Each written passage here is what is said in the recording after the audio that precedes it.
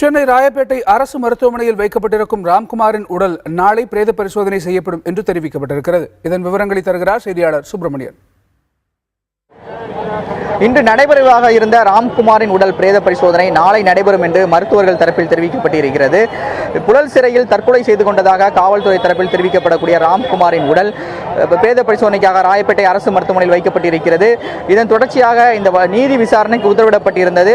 Tiruvallur magistrate Tamilselvi Royapettah அரசு மருத்துவமனைக்கு இன்று காலை வந்து மருத்துவ குழுவினருடன் ஆலோசனை நடத்தினார். எத்தனை மணிக்கு ராம்குமாரின் உடல் மருத்துவமனைக்கு கொண்டு வரப்பட்டது என்பது தொடர்பாக ஆலோசனை நடத்தியிருந்தார். அது தொடர்பாக மருத்துவ அறிக்கையும் அவரிடம் சமர்ப்பிக்கப்பட்டிருக்கிறது. இதற்கிடையில் சென்னை உயர்நீதிமன்றத்தில் மருத்துவ குழுவினர் 4 பேராக கூட்ட வேண்டும் என்ற உத்தரவிடப்பட்டிருந்தது. அதன் அடிப்படையில் இன்று மாலை தடயவியல் துறையின் மூத்த நிபுணரான செல்லக்குமார் தலைமையில் 4 பேர் கொண்ட மருத்துவ குழுவினர் பிரேத பரிசோதனைக்கு தயாரானார்கள். மேஜிஸ்ட்ரேட்டும் மருத்துவமனைக்கு இன்று மாலை வந்தார்கள். அப்போது ராம்குமாரின் தரப்பு வழக்கறிஞர் ராம்ராஜ் நேரில் ஆஜராகி இந்த பிரேத பரிசோதனைக்கு எதிர்ப்பு தெரிவித்தார். மேலும் ஆட்சேபனமும் தெரிவித்திருந்தார்.